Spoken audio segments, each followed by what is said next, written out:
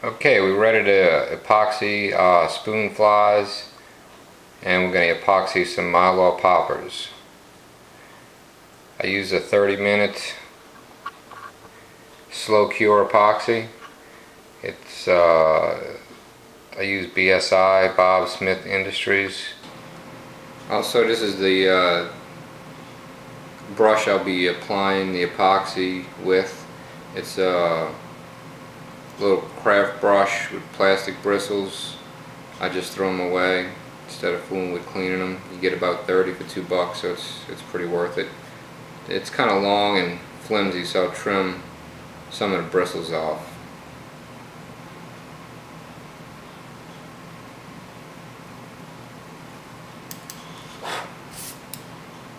Unscrew the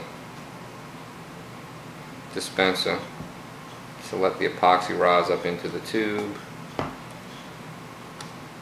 Now you want to screw it back on once you squirt the epoxy out, so you need to leave it compressed.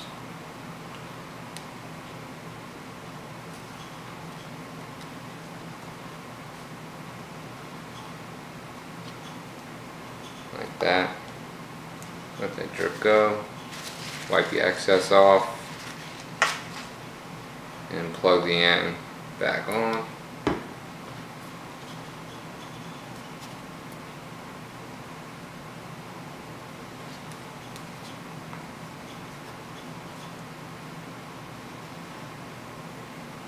Now epoxied flies for 20 something years without using these dispensers, so you really don't need it.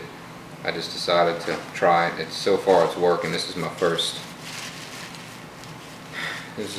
batch of epoxy that I've ever used this with, so you want to mix your two parts together thoroughly. You don't want to see any streaks in it. It's okay if you get bubbles or some cloudiness. That'll go away as it cures. If you have any stubborn bubbles on your finished fly lure, you just exhale onto them, and the heat from your breath will pop the bubble.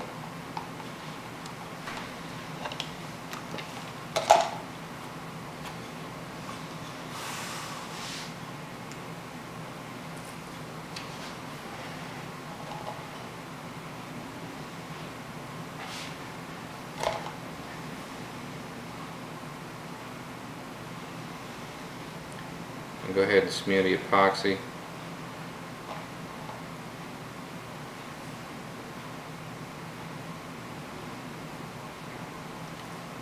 Covering all the parts on a spoon fly, especially the edges. You want to make sure you get those edges.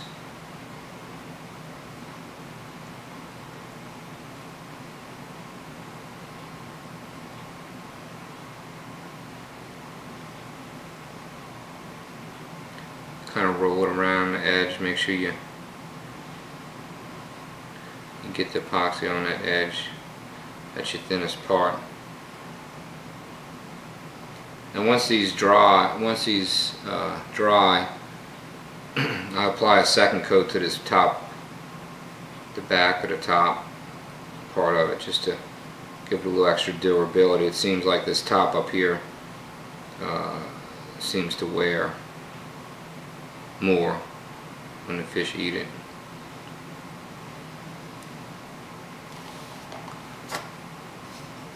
Go ahead and clip it in.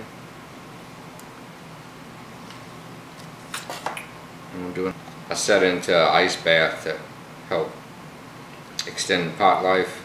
It's very thick when you take it out, but once you put it on the fly, it heats it. It starts to warm up and spreads just fine. But keeping it cool will extend the pot life. Let's do one of these popping bugs now.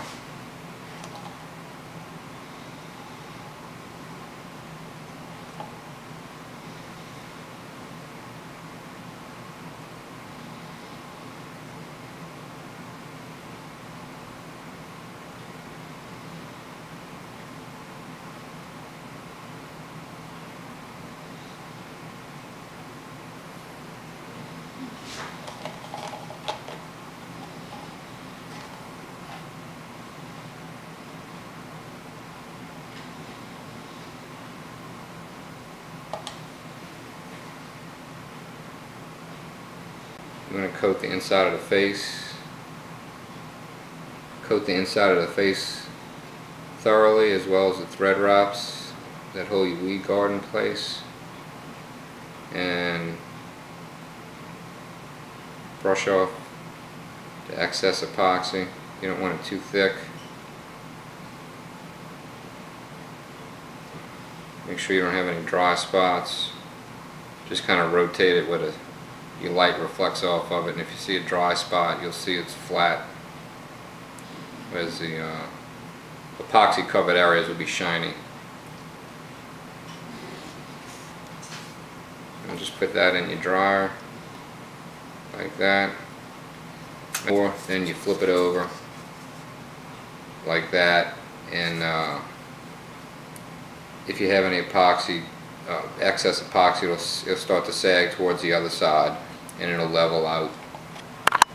Okay, we have a dozen spoonflies coated with epoxy top coat and 2 mylar poppers, and we used the entire container of epoxy, and the last one went on just as smooth as the first one.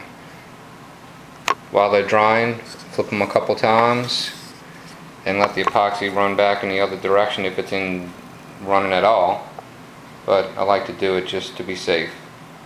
Or if you're mechanically inclined, you can make your own rotisserie type turner epoxy dryer.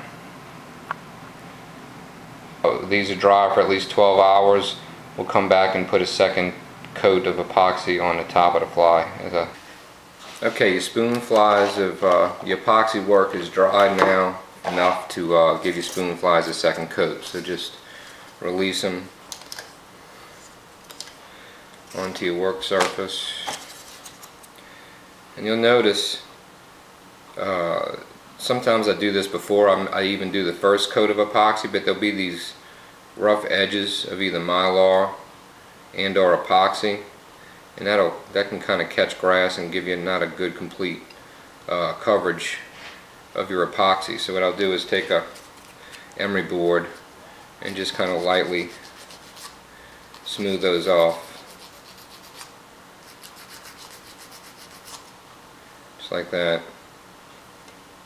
When you're forming the spoonfly, epoxy will ooze out of that weave, and sometimes it sticks out on the side. So it's really best to do this before you even do the first coat of epoxy, but I forgot to on these, so you can do it before you make your second coat. You feel it with your finger. If you feel any rough spots sticking your finger, that's what you want to knock down.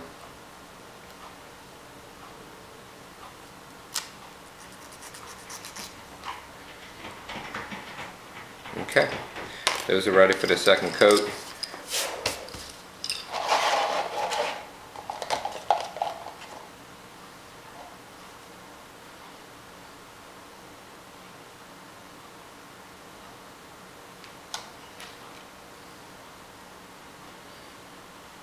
Just give this back another coating of epoxy. Make sure you roll those edges good. Make sure that mylar is sealed across the edges. That'll increase your durability.